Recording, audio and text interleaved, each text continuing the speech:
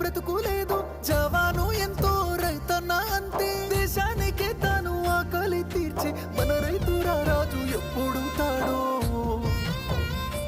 అయినా రైతన్నకి నాడు ఉండదు కంటి నిండా కునుకు, రైతన్నకే పూట దొరకదు కడుపు నిండా మితుకు.